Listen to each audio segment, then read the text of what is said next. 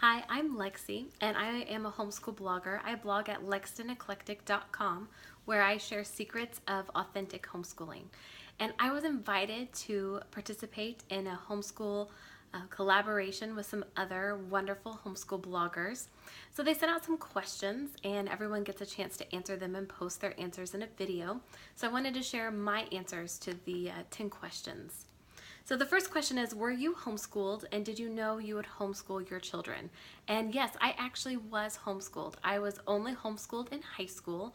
I attended public school for kindergarten, first and second, and then I attended a private school for third grade through ninth grade. And then I started asking my mom to homeschool me in about middle school. I asked her for several years to consider homeschooling me, and then after my ninth grade year, she decided that we would try homeschooling. So I was actually homeschooled in 10th, 11th, and 12th grades, and I graduated and then went off to college, and now I homeschool my own children. So I did know that I wanted to homeschool my own children because I had such a great experience being homeschooled. I really enjoyed my time being able to learn at home and follow my own interests. So I knew that is what I wanted for my own children someday. Okay, what is your homeschool style or approach?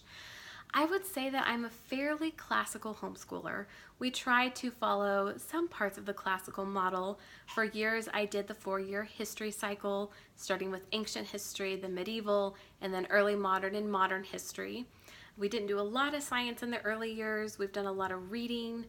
So in some ways, we're a little bit Charlotte Mason in that I love to use living books for a lot of our subjects. But we do teach Latin. And so that's a subject that we start in about 4th grade. So that's kind of classical. I take a somewhat classical approach to teaching writing. But overall, I really consider myself to be eclectic, which is why my blog has the name Lexton Eclectic, because I like to pull from a lot of different vendors and publishers to create a really eclectic curriculum that fits each of my kids. So that's one of the things I love about homeschooling, just being able to choose the resources that work best for me. Okay, question 3, what are your 2 favorite books for homeschool moms? Well, I love The Well-Trained Mind. I think it's a really great resource that kind of outlines different ideas and options for each subject, how to teach them, and it really makes homeschool seem doable. It gives you a really great plan all the way up through high school, and there's lots of great advice in that book. I also really enjoyed the book Flourish. I think it was published by Apologia. It had a lot of really great scheduling tips. It was very practical. So I think that's something that all homeschool moms should read to kind of help with that. Other than that, I've just enjoyed reading some books. I'm trying to remember what else I've read. A lot of things put out by other bloggers. I really enjoy reading their blogs, seeing how they structure their homeschool. And then another resource that I've enjoyed, it's not a book, but it's on the internet. It is the Well-Trained Mind Forum. And I've really connected with a lot of other moms there, and I get a lot of great advice. So that's probably been one of my favorite resources. I can ask questions and get a lot of great answers. Okay, number 4, what is your homeschool schedule like? Year-round, 4 days a week, etc. Well, we have kind of an interesting homeschool schedule in that I start our school day at 6 a.m. I start with our 3 oldest kids who are going to be 6th grade, 4th grade, and 3rd grade, and they get up at 6, they do some exercise, and then we start in on some of their math, their reading, some of their foreign language, some of their more challenging subjects. And we start that first thing in the morning before my little people are awake, because I homeschool 6 kids.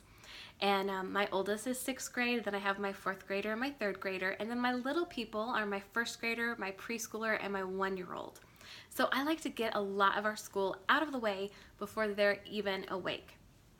This also enables us to be done with school around 2 in the afternoon.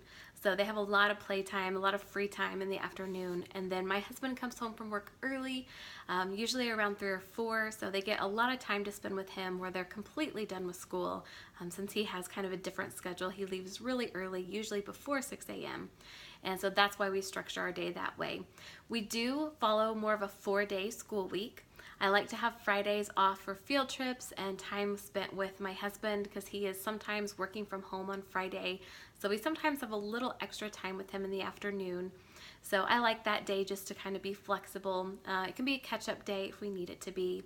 And usually we do school year round, but I have found as my kids have gotten older, we have a lot of activities over the summer, and it's really, really hard to do school year round when they're in summer swim teams and they have summer golf, and we just kind of are running from one activity to another. So we've really taken the summers off to just do reading and to relax and play and spend time outside and do sports, and that has really been kind of a good break these past couple years. Okay, number 5, what are your favorite and least favorite things about homeschooling? Well, I love that I get to spend time with my kids. I love that I get to learn. I really enjoy being able to control their education and really let them follow their own interest. I love the family time that it gives us. But with that is the fact that I'm with my kids all day, and it doesn't really give me a break. So that's kind of one of my favorite things and least favorite things about homeschooling. It's just I spend all the time with my kids, but yet I don't really get much of a break. So my days can feel really long, and by the end of the week, I'm pretty tired and a little bit stressed out. It's also really hard to keep up with the housework, the cooking, all the cleaning, and all the other things I need to do just to keep our household running. So it's been really hard to find that balance and balance my time with all of that. Okay, how do you balance homeschooling, homemaking, teaching multiple students? Well, that is a really, really hard challenge. One thing I've done is I've created a schedule, and I have a homeschool schedule that's color-coded. It's done in time blocks of 30 minutes, and I put down what each child is doing during those times. So sometimes they're working with me, sometimes one child is working with another child, or sometimes one child is simply just playing with or supervising a younger sibling. And then during the day, we have certain breaks for chores. So in the morning, my kids have a routine where they start a load of laundry, they unload the dishwasher, they get breakfast on the table, and they each kind of have a job to help keep that going. At lunchtime, we have the same thing. They help with dishes, they help switch the laundry, they help do some picking up, or they vacuum a few rooms of the house while I'm trying to get lunch on the table. So we kind of have a specific afternoon routine. And then we have the same thing in the evening before we go to our different activities for that evening. They have a routine where they know that they have to do a few chores to help out. So really, my secret is just having everyone pitch in. Even my husband, he has really recognized that homeschooling is a full-time job. And so even though I'm home, I'm not able to do as many things around the house as I would like to. So he has really pitched in and helped me a lot around the house, just getting things done and keeping up with the housework. Because that is one of the most challenging things that I found with homeschooling, is just being able to keep up with everything. Okay, number 7, do you participate in any groups or co-ops? No, I really don't. I do not enjoy homeschool co-ops. I have actually tried participating in them a couple times, and it always just was a failure for me. I did not enjoy rounding up my kids, packing them up, loading the car. I really did not enjoy teaching in the co-op, helping in the classrooms, buying the supplies, getting ready, and doing all that prep work. I also found that there was a lot of drama in the homeschool groups and co-ops, and sometimes just homeschool moms were not very nice to each other, and I didn't want that. I also didn't want it taking up another day of my week. I would rather just be home with my kids and have the freedom and flexibility to have a park day or go somewhere fun.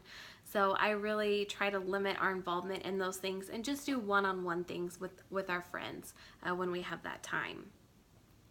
Okay, number 8, what is your favorite subject to teach and your least favorite? Well, I always thought reading would be my favorite subject to teach because I love to read, and it's actually been my least favorite. I do not enjoy teaching my kids to read. I don't enjoy listening to them sound out all the words and go over the phonogram sounds and just read the same beginning readers over and over. So that has probably been one of my least favorite things to teach. I also don't really enjoy science. I love reading the science books, but I hate doing the experiments, getting all the supplies, making the mess, cleaning it up. I have not found that to be enjoyable. I do like teaching grammar, I know, which is kind of crazy. I love teaching diagramming and the different parts of speech. My kids do not love it, but I'm trying to win them over. It hasn't worked yet. But I also enjoy teaching math, which I never thought that I would. I feel like I've learned a lot in teaching them math, and so that's been fun for me to kind of relearn all the things that maybe I forgot or that I never learned in the first place. So it's been really rewarding to teach them math and just see them improve and see how they're doing in math. Okay, let's see. Number 9. Do you have any spousal, family, friend support? Yes, I do. I have a lot of support from my husband, who I said helps me a lot around the house. He helps me with the kids. He has stepped in and done some homeschooling for me in the past. If I was sick or had to go to an appointment, he has kind of subbed in for me at times, and he's very supportive of my decisions with the curriculum. He will sit and listen to me talk through different curriculum options, even though I know he does not enjoy hearing those conversations. Both of our parents are very supportive of homeschooling. Obviously, I was homeschooled, so my parents know what that's about.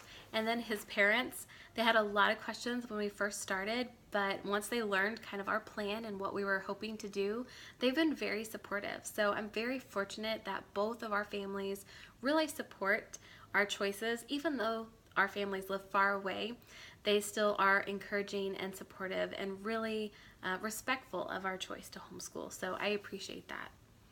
And then the last question is, what advice would you give to a new homeschool mom? Well, I know that starting out in homeschooling is really overwhelming. So my advice would be just to dive in there and try. You won't find the perfect curriculum on the first try. You will make changes, you will make mistakes, and you'll be learning things alongside your kids. So you might just need to jump in and just try something first and trust yourself, because you really do know your kids best, and you can homeschool. It can be successful, and you just need to trust yourself that you're doing what's best for your family.